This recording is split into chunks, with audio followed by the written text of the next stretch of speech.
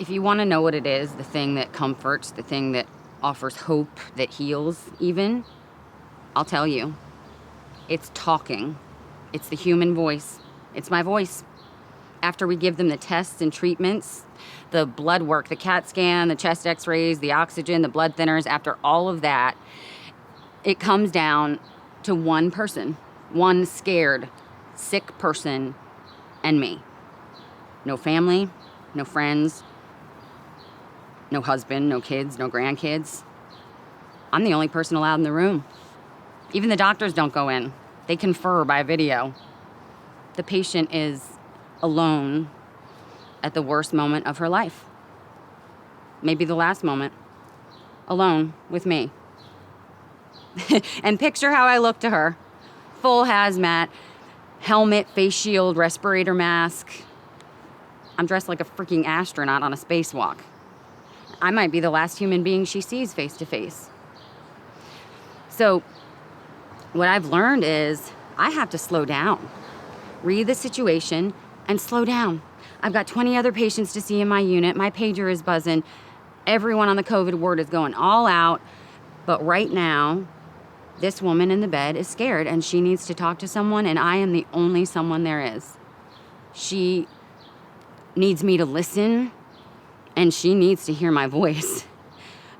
Everything she is and was, her childhood, her dreams, her loves and heartbreaks, her first kiss, her deepest regret, her whole journey through this life, it all comes down to words between two strangers. You know, whatever differences there are between us, they disappear. We talk. People say when we get back to normal, there's no going back. This is normal now. Home used to be an escape. I live in a big household now, 7 people. My mom, my dad, my brother, he's 16, and my 3 kids. Their father. It didn't work out. We tried, but you have to keep your self-respect. If you let go of that, you've got nothing. I had to tell him to leave. That was a year ago. I live in the basement, alone. I'm a risk to my own family. I haven't hugged my kids in 3 months. Sometimes the littlest one will sneak in and hang a kiss on me, but I have to push him away and tell him, Mommy loves you, but I can't. His 2 brothers understand. It's not safe. I'm not safe. Somebody asked me, am I afraid when I go into work? Well, I'm not now, am I? I mean, I knew I'd get it. Sooner or later, it had to happen. A week ago, I had the first symptoms. They tested me. I'm almost relieved. I'm doing okay. It's bad, but I'm okay. 1 trip back in as a patient for chest pain, but no overnight. Most people recover. The ones that don't go south really quick. When I'm over this, I'll go back to work and do what I do. I'll have the antibodies, so first thing I'll donate plasma. I'm AB positive, that's the perfect blood type. I'll help people. I'll hug my kids again.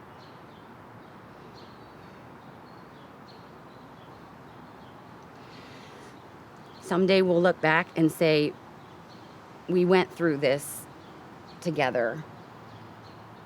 This city, this time. We were there. We lived it. That will be our shared story.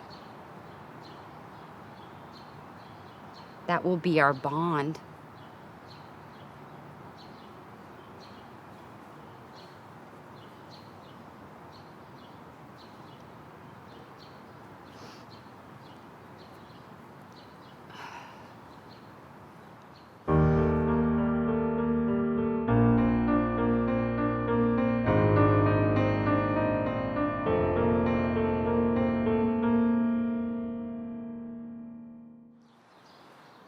I am a runner. I wake up early every morning and go out for a run. When I run, I just measure my breath and think of the miles ahead. I do homework. I help around the house. I play games at night to stay in touch with friends. I make friends easily. I move around enough to know how to deal with any new situation, including this one. I'm a high school senior during a pandemic, so there is no prom or graduation, but I'm also a military kid, which makes me better prepared for the moment. I know how to breathe through the hard parts. I was born in Japan. My mom is Japanese. My dad is American, Scottish-Irish. He was stationed in Japan. I'm the youngest. My 2 older sisters have a different mother, but she is completely out of the picture. So my mom and my dad raised all 3 of us, which is hard sometimes. We lived in Japan, England, Idaho, Delaware, and here, I love it here. My dad's been deployed several times. He's this amazing photojournalist. He can get anyone to just open up and share their life with you. He got hurt pretty bad covering some combat in Afghanistan. He's my hero. Purple Heart, Bronze Star with Valor, PTSD. The after effects of combat's really hard to contain. It spreads from one person to a family to a community. And kids don't really get to intervene in the bigger problems that affect them. They like war or moving or pandemics or teenage sisters yelling at parents in the kitchen. But since I was young, I learned how to deal with what I can control and make the best of it. Maybe that's why I'm a runner. I breathe through it. Maybe that's why I haven't fallen in love. Maybe that's why I want to go to study engineering at Virginia Tech, because engineers solve problems. I work as a lifeguard and a manager at the local community rec center. I teach people how to swim, which is funny because I hate to swim. I am a runner. I like air. I like to breathe. Water to me is just an obstacle. It's wet, it's heavy, it doesn't let you breathe. It's something that you gotta just chop through just to get to the other side and make sure it doesn't drown you. I spend all day cheerfully teaching people how to love something that I don't like to do, because everyone still needs to respect the weight of water. Life and death, laws of nature, all still apply, even in a man-made pool. And I prefer to work with kids. I hate working with adults. Adults who are scared of swimming, who don't know how to swim, who are scared of water, are just so hard to change. Like, kids are chaos, but adults who are scared adults are just something else. They are tearful or angry or frozen. They require a different level of intervention. And I can't tell you how often I've had to talk to an adult just to let go of the ledge, or how often I've had to tell men who are much bigger than me to just stop leering at the teenage girls or lifeguards. These are adults, and I'm the teen who is responsible for their safety and to make sure that they follow basic rules of decency. Correction, I am an adult now too. To the law and the military, I am a man. Turning 18 during a pandemic, just becoming an adult in this abnormal time is just like swimming to me. It is lifeguarding on so many levels. I am a runner by choice and a lifeguard by need. And yes, I am excited to vote for the first time.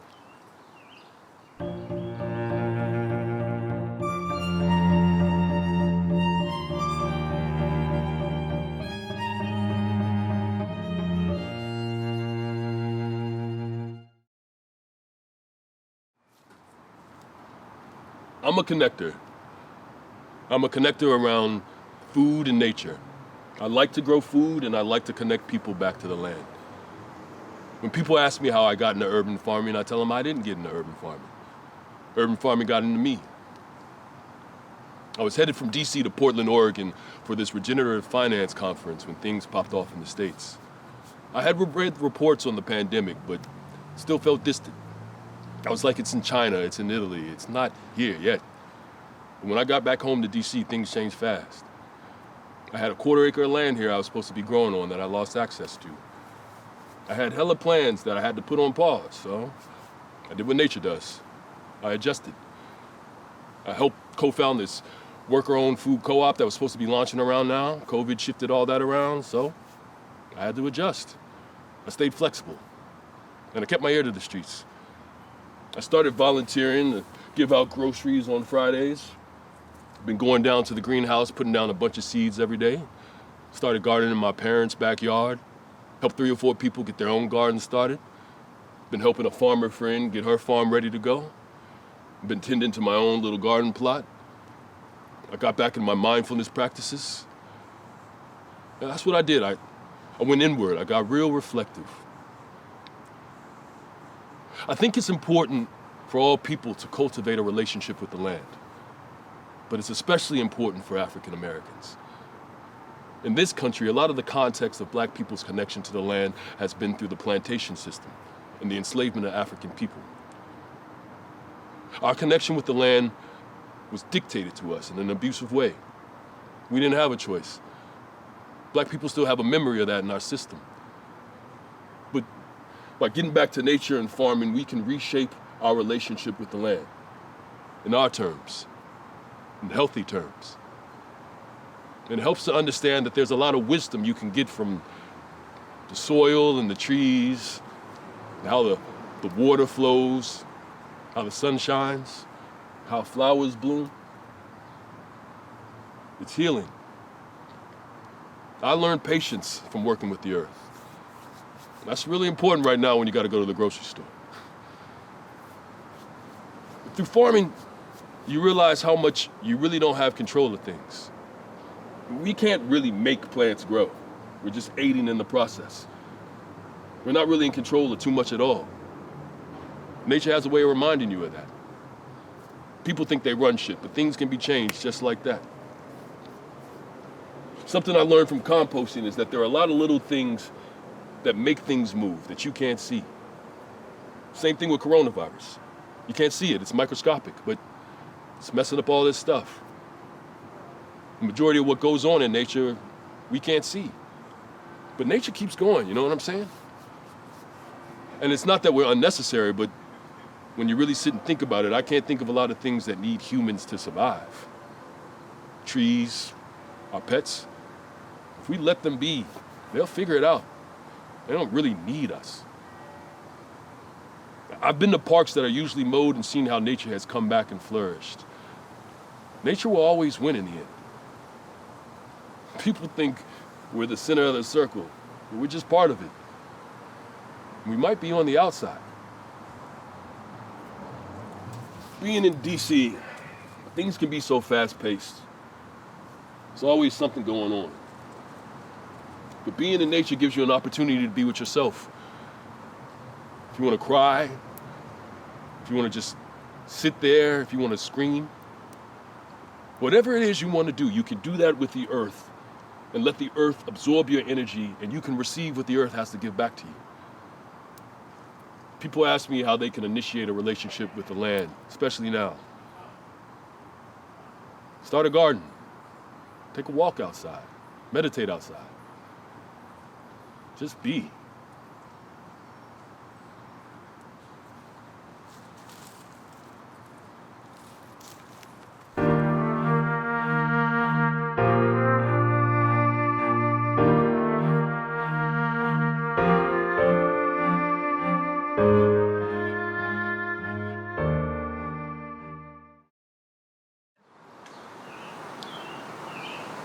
Every day is kind of a different day for me. Right now, I'm sort of doing research on supplies, hand sanitizers, dispensers, stuff like that. I really had to, just expect the unexpected. Every day could be a different kind of day. I learned that I'm an essential worker, so that's pretty cool. We are delivering meals, and I feel like we're doing something to give back to the community. It's a good feeling to have at the end of the day. A lot of people think it's the police, fire department, stuff like that. But I think that there are more heroes out there. One thing I pretty much learned about myself is that when you need someone to take charge, I'm kind of that person who, in my house, you always say it's the man of the house, you know? But I think I'm the woman of the house. Since we work outside, my stepdad also, we pretty much take our uniforms off and spray them with Lysol or anything before we get to the house. So I made rules like that. And another rule is you have to use hand sanitizer as soon as you walk in, especially because of the baby. I have a little sister. She's 2 years old. That's one thing I definitely see myself doing in the future. Probably purchasing hand sanitizer in large amounts for the rest of my life, for sure. It made me stronger because I want to be a leader, you know? I want to own a business in the future. And this has only taught me that obstacles are going to come your way, but you can overcome and survive to the end. Yeah. It's something very simple, but I'm really into cars. I join car groups. We always meet on car washes. We wash our cars, we have a good time, we talk. So I want to own a car wash and host local meetings. My mom's old job, pretty much. It was only open for a couple of weeks. They had barely just started getting customers, and then it was a restaurant, a deli. The owner, he's such a sweet guy. He offered me a part-time job whenever I could to help my mom. And my mom was excited because she's a chef. So it was finally her time to run the kitchen, and then it all just came crashing down. What, 2 weeks? One thing I appreciate most now, probably my car. I didn't have a car before, so I'm very grateful that I got one, especially now with all the metro delays and buses. And I don't know if they're still doing this, but in the beginning, say if you was at a bus stop and there was already 10 people on the bus wouldn't stop. Yeah, that happened to me. On my way home, there was this homeless guy, and I kind of became friends with him. I just drive through with my car, and I give him a meal or snacks. It's on a stoplight, so I usually get there when the light is red. And I chat with him, how he's doing, you know, give him a couple of masks, gloves, essential stuff, little stuff. And I feel like that's one of the highlights of my week. He likes my car, so we talk about that. It's a small little car, 2 doors. But you know, the crazy thing is you can tell that not very many people talk to him, because when we talk for maybe those 30 seconds that the light turns red, he just explodes with information. It's the cutest thing ever. By Rock Creek, you know, there's this place where people fish, and he tells me, oh, this guy caught a 30-pound catfish. He's just so random, you know, and he tells me little things like that, and it's very cute. And the shelters are full. They were using a hotel last I heard. Other than that, I don't know how else the city is helping. But I hope people understand that we need to work together, you know? Just be nice to one another. Because clearly this virus isn't nice, so the least we could do is be nice to each other. Take care of each other. Yeah, it'll go away. But if I had to say a day, probably until 2021, summer. Next summer, yeah. Not the hand sanitizer, though. The hand sanitizer I'm gonna use for the rest of my life.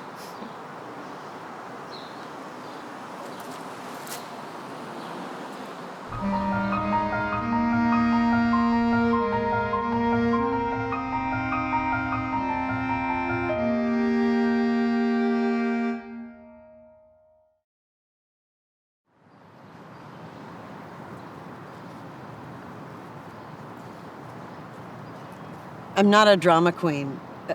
I didn't want to tell anybody because I'm not that sick. I'm not that sick. On the news, you see people on ventilators, people collapsing. That's not me. I do 3-4 spin classes a week. But I couldn't get warm. I was teleworking like a lot of federal contractors, and I'm wrapped up in 3 fleeces and a stocking cap. One of my coworkers said, "You've got a beanie on." I have chronic migraines. I can work through pain. So I didn't think that much about being cold and the headaches until my breathing became funny. I'm imagining it, right? I can be a very anxious person. Maybe I just need to slow down a little. I work 50 hours a week. I text a friend, "What does shortness of breath feel like?" Like your lungs are being pressed. Duly noted. Then I'm on calls with my team. As the newest member, I have to demonstrate my value. That's how it works. So I'm on the calls, but I'm having trouble talking because I can't catch my breath. I get a sore throat, a temperature. My normal temp is 95. I'm a lizard, but I'm running 98. I call my doctor. Am I being hysterical? I'm not dying, but what's going on? Do you think I should get tested? He says that's really hard right now. I didn't want to push him or make my sister or anybody drive me to a test site, a hot spot. So he gives me Tamiflu and Augmentin, tells me to rest. Okay, maybe I've got COVID light. My mental model is that after 2 weeks you get better, right? So end of 2 weeks, I run errands, buy plants, and sure, I'm incredibly tired and the symptoms keep coming back, but I'm better, right? Then week 5, you know how in long distance cycling, your body can run out of fuel? It's called bonking. You're riding and riding, then you just stop. I took a half-mile walk from my house. That was it. I sat on the curb. I had to call a lift. It was ridiculous. Then I couldn't get off the couch. I spike high fevers, but I live with it. Like a boiling frog, you know, who normalizes the pain of the water getting hotter and hotter until she's cooked to death. My doctor was so mad when I finally told him about the relapsey weeks. He wanted me to get tested immediately to make sure I wasn't shedding virus. That would be bad. And yes, I wanted to know, not to be a victim, but to be validated. I tested negative. That's pretty common. On a graph, your viral load's like this in the first 2 weeks, and then boom, and flattens out. Makes perfect sense they wouldn't detect COVID in me now.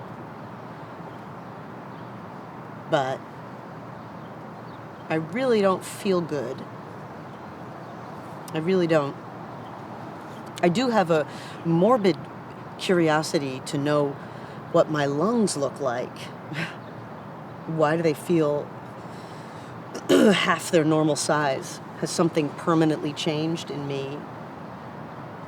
I can't be the only person who feels like this, right? Who's gotten really sick and felt so lonely.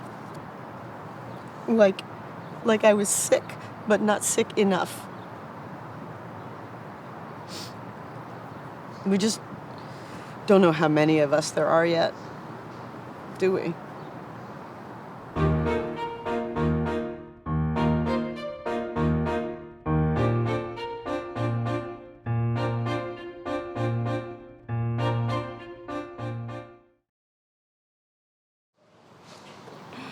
like I said, it's been interesting. We even changed the hours of the pharmacy because in Maryland, see, the curfew was 8 o'clock. And for real, in that second week back in March, we were not safe. Nobody's social distancing, nobody's wearing masks, and I'm like, 6 feet back up, back. This is before they came in with the red lines. And them crowding the front and blocking the flow, and I get one break all day, one. And the carts overflowing and panic, food, and toilet paper, and all I want to do is get through to the bathroom. And I'm playing with you, 6 feet. It was a nightmare. I told them, y'all want to kill me? No, I'm out. So I took off until they could get the PPE. So after a couple of weeks, they got us the shower curtains, we got the gloves, we got the masks. We need new words. We need a vocabulary. We do not have enough words, not for this. And you know, I told my mom, people think that joy is just a thing that happens. And it's not. You gotta invent that. You gotta get up every day and invent that. That comes from you. That comes from inside you. And let me tell you something. I am no bullshit. If you go there, if you try to take my joy, no, you may not take my joy. You may contribute to my joy, but I do not expect it. And it's a try-harder situation for you and for me because this shit and this shit, and people don't know yet because it's the Wild West, right? Just like we don't know. Is it vascular? Is it respiratory? They don't know this either. Why? Because we have not done this. We've never been this depressed for this long. And the Xanax, the Zoloft, I can't keep it. I gotta lock that up. I gotta hoard that like I hoard the Plaquenil, the hydroxychloroquine. People have lost their mind with that. When he was talking it up in the press briefings, Lord Jesus. And a lot of these people, they don't have regular doctors. They can't afford regular doctors. They come in and I'm the only doctor that they see. There's a relationship. My regulars, you feel me? And the thing is, I gotta think about my lupus patients. I got 2 lupus regulars, and I will not. The hydroxychloroquine, that's their main drug, see? If I run out, I will not do that to them, so I lock it up. It's crazy. And that's what I mean, see? We need new words. We need some new words. Because this is not normal. This shit is crazy. And again, word, crazy. Crazy is what you say when it's regular crazy. But when people stop saying it's crazy, when people stop feeling things, when it starts to get a little too quiet, you feel me? Like when you got to get off the couch and go look in and check, where is everybody in the house? Because quiet is bad. Quiet is not good. Quiet is somebody's super glued little brother who spray painted the dog. It's too much suffering. We gotta relearn some things. We gotta relearn how to find joy. We gotta. If you didn't already learn it, then you gotta learn it. You know, if you had some bad beginnings, some trauma, and you didn't learn it, then that's sad. It is, but you gotta learn it. You gotta learn joy. Like, if you can't just sit there in that sadness and with that darkness and say my life is nothing, my life's a tragedy. Because if you do that, your brain will agree with you. I called my friend. I said, I'm sad. I'm so sad. He said, how you being sad? I said, I'm just sitting here being sad. He said, oh, well, I guess you're just sitting there being sad. I said, hello. I'm sitting here being sad. I'm waiting on you. He said, oh, you waiting on me? I said, bitch, that's why I called you.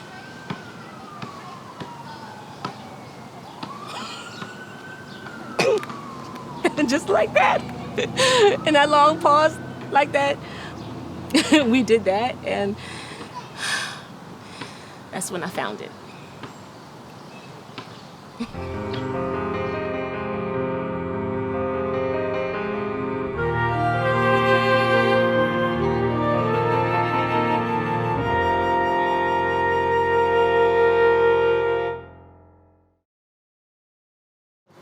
You'd think in this lockdown, with all this God-sent time, I would get back to the picture book I've been working on, but I can't concentrate.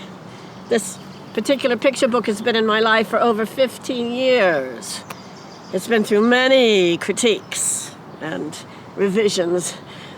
Toni Morrison once said that when you're 80, you wake up in the middle of the night and you remember all of your mistakes. Well, it's true. I wake up in the middle of the night and I try to talk myself away from my worst mistakes.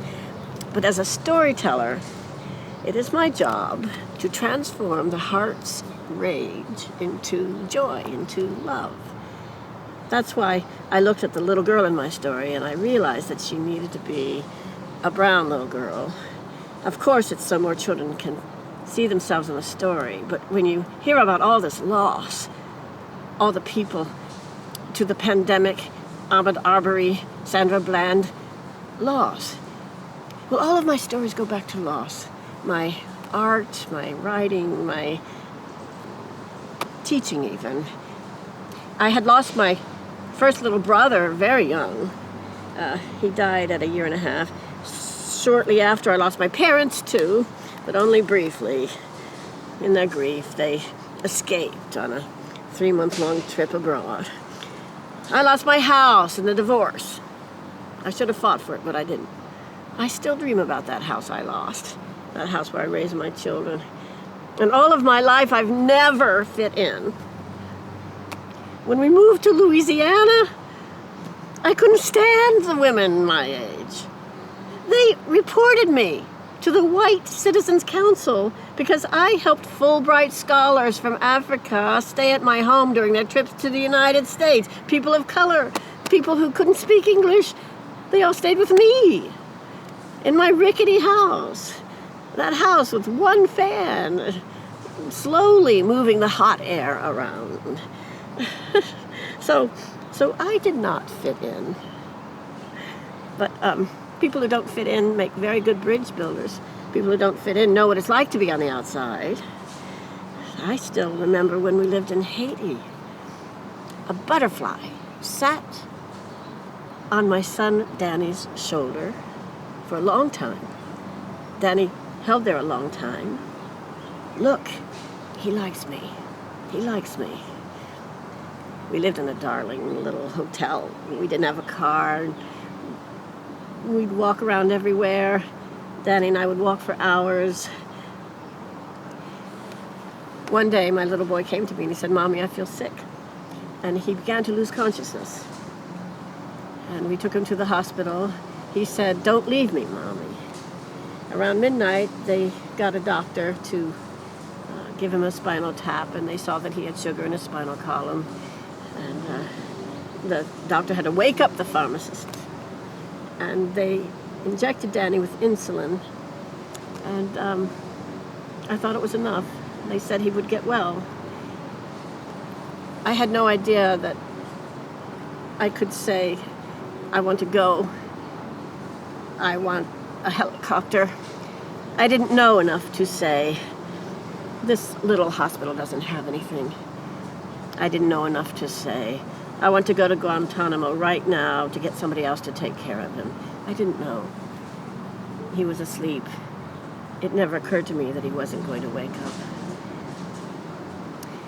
I have learned that love does not disappear. All of my writing, all of my looking for and loving for people is all what I did with my love for Danny. And now people are dying alone again in the hospitals. And I feel like I have no control, like I'm powerless with that man in the White House spewing his lies. So now I wake up in the middle of the night and I'm back. I'm back with that empty crib. If I had just stayed and talked to him, my voice may have kept him alive.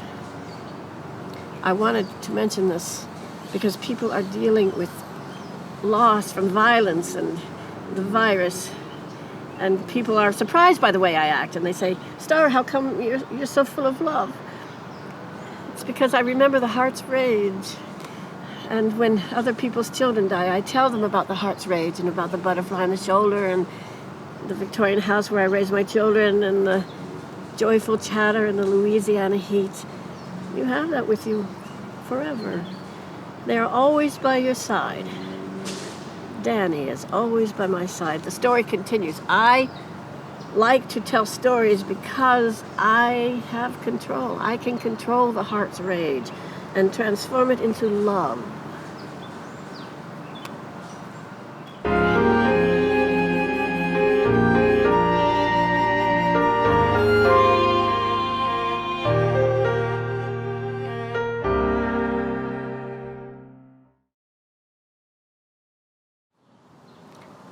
Yeah, no, actually, I started working at Earth Justice on March 17th, and we've been remote since like 2 days before I even got there, so I've literally never worked a day in the office, which is strange, but the people that I don't quite work with yet seem really awesome. And we basically just spend our time suing people who are screwing up the planet. So, yeah, I just feel incredibly grateful and lucky to have this job. And in terms of the grassroots work I do, well, I just moved to D.C., and I told this person that I met at a party that I was interested in climate change activism. And they literally just grabbed my hand and said, "Come with me," and dragged me to this other room and said, "She wants to be a climate activist." And everybody just erupted in cheers, and I was like, wow, this is awesome. And I was totally welcomed in. Although there is a lot of kind of odd baggage that goes with what I do. Not bad baggage, but I mean, let's be honest. After Obama, the term community organizer will never be the same, right? Even with liberals. It's just sometimes I can almost feel their guilt. Right there below the surface. It's like my very existence makes them feel bad that they aren't doing more too. But it's not like I consider myself some activist superhero. To be honest, I'm not even quite sure how I got here. There was no big aha moment. Just a lot of things coming together. Like how bad things are in the world right now, and Trump, and growing up Asian American, and Jewish, and queer, but in this very white, very privileged neighborhood, and my dad taking me to soup kitchens to volunteer when I was younger. Somehow, all of that just came together. And at some point, you start to see, I don't know, a picture, an image, or a story of the life you want to live. And for me, it was this: to make a choice. To make a choice to make a difference. And I think that's what's making this COVID time so hard. No choice. Or no good choice, anyway. We're all just caught up in this story that we totally didn't choose to be in. And now you hear on the news people talk about how they're discovering the deep inequities in American society because of this crisis. And I'm like, oh, you're discovering that now? Like the way Columbus discovered America? I don't know. I'm an optimist. Let's hope they keep discovering things. Let's hope that this global health crisis will open their eyes to the much bigger, much greater global climate crisis. Who knows, right? You can hope. But I mean, mostly, I just feel lucky. I have this great new job. I live in a house with 5 friends, and we all actually get along really well. We cook together, watch movies, play games, and it's actually pretty great. And yeah, we all feel guilty about that, but that's not going to help the people who are hurting to have us just feel bad. So I give where I can. Like, I regifted my entire stimulus check. I gave to this fund that helps support immigrant rights, and to the 7th and 8th Ward Mutual Aid Society. Oh, and to this great organization that helps sex workers through this crisis. I'm not trying to play the oppression Olympics, but trans POC have to be the most marginalized folks in society today, right? I don't know. We just have such few choices. We have to try to make the choices we do have count, right? And I think that really goes to the heart of this whole community organizing thing. Choosing to put making things better for others and the planet at the center of your life. Choosing to get out there and, do something. Do what you can, however you can, to make that your story.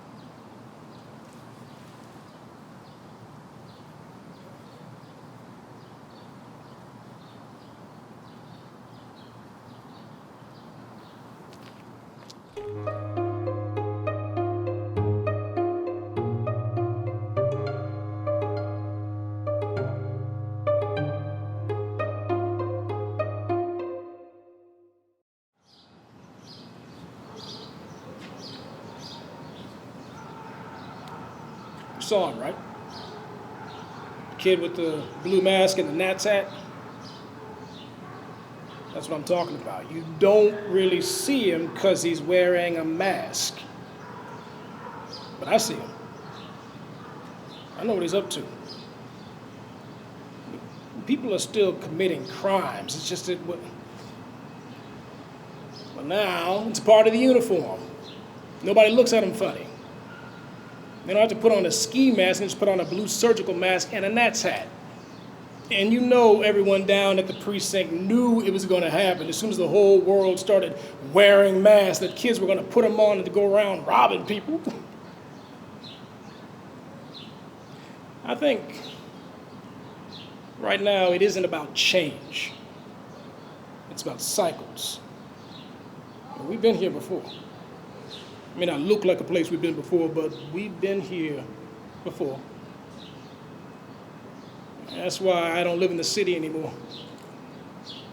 I'm raising my daughter in Aldi, Virginia. My wife and I tried to live in the city, tried to raise her here, but we just couldn't do it anymore. You talk about change, like my daughter. She's a teenager and a dancer, and she has to do her dance practices on Zoom. I was watching her yesterday, and the only thing I could see was her dancing alone. I couldn't see the screen and the other side and all the other girls. I just saw her. And there is something so lonely about a dancer dancing alone. And she complains about it, but how it's not the same as being in the room with her friends. And my wife and I, we sympathize, really, we do. But I'm glad. I'm glad the only thing she got to worry about is social distancing and a little loneliness. Because she'd have to deal with this place, with this city, and all the things that go on behind the scenes. It's like they always say, everybody likes sausage, but nobody wants to know how it's made. I know how I sound, but listen, I went to University of Maryland. I got a degree in criminology and criminal justice, and one of the things they talk about early on is cynicism. Police cynicism. It's a big topic in criminal justice studies. I remember early on learning about it, and I was like, there's no way I'm going to become cynical. As an early officer, there's no way I'm going to become cynical. No way I'm going to become cynical. I think about what's changed. Right now, I mean. What's changed beside this mask we all have on? And I think not a whole lot. The mask is just a thin layer over what was already there. And we have kids who every day they wake up, they ask, what can I get without having to work for it? Whether it's a bike or a cell phone or something worse. I think about what are the effects of someone committing crimes and nothing happening to them. Life doesn't work that way. Consequences to your actions. When you do bad things, you have to take responsibility. I think the leaders in this city, They take their advice from people who don't understand how kids really are. On the one hand, the thought process is understandable. We don't want to introduce kids to the criminal justice system because then it's like a labeling theory type of thing. They get labeled a criminal and then they incorporate it in their life and into their personality. But how much worse is it? How many people are you harming by not teaching them accountability? And so that kid we just saw, the one with the blue mask and the Nats hat, I'm thinking about what he's gonna do and what he's gonna get away with and what we're gonna forgive.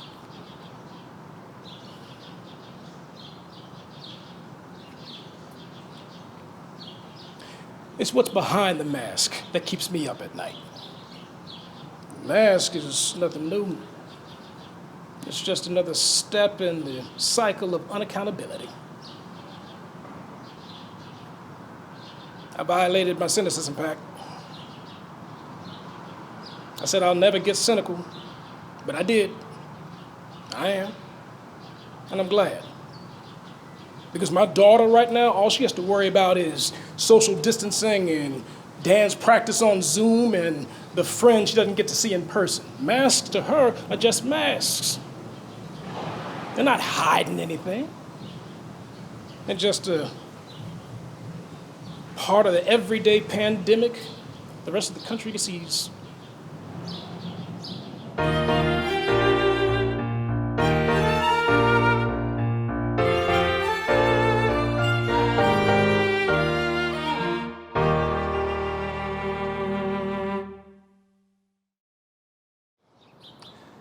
March was hell. Strange nightmares, hours on the toilet checking new case numbers. I mean, the words are so scary. Lockdown, shelter in place, quarantine. Wow, the apocalypse.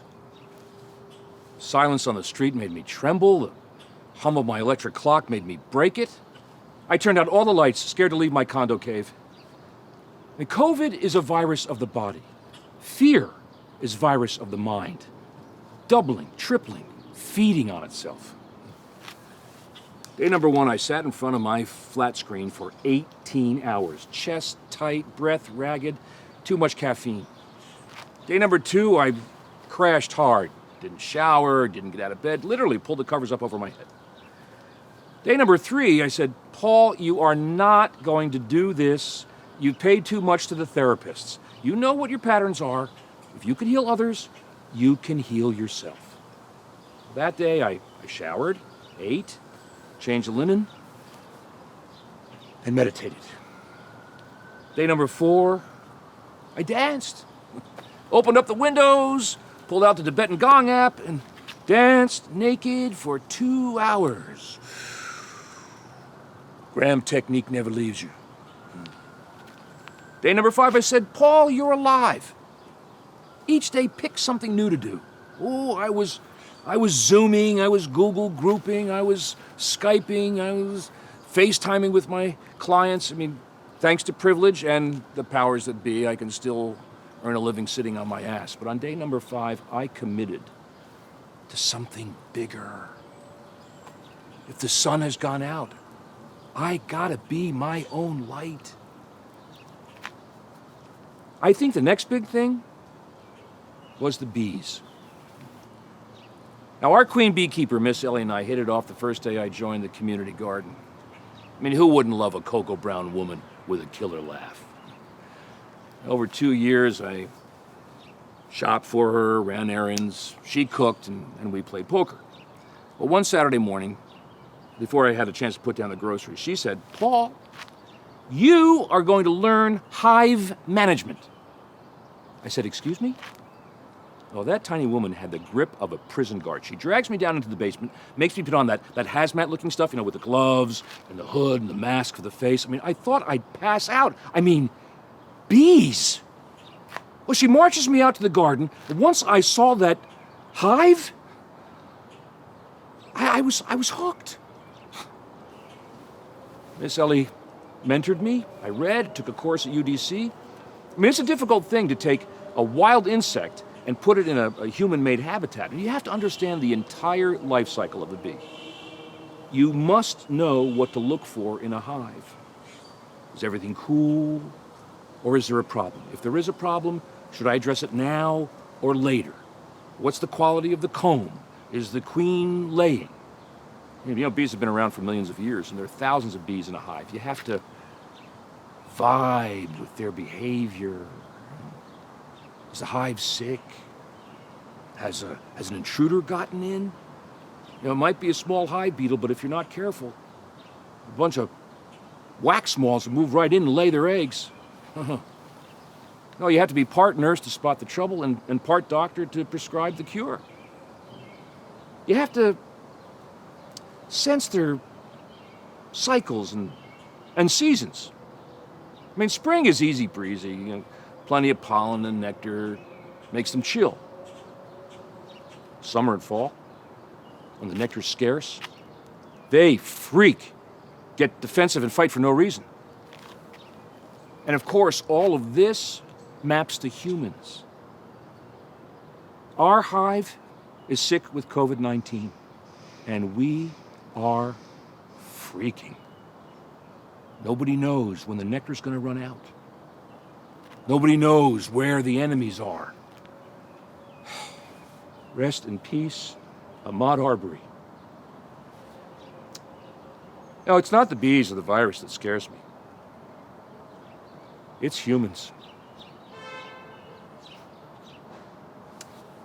On day number 41, Miss Ellie died of COVID-19. Sometimes I could feel her near me at the hive. I wish she'd send me a sign to tell me I'm doing things right. I've learned there's more than virus in the air. There's spirits and particles of ancient civilizations. These days I hear more than our collective weeping. I hear healing in the buzz of bees, the whispers of trees, the silence of sunset. But we can't hear that if we're always running away. We have to walk by a stream or lean against a tree. We have to look inside a hive and say, this is life. And I'm responsible.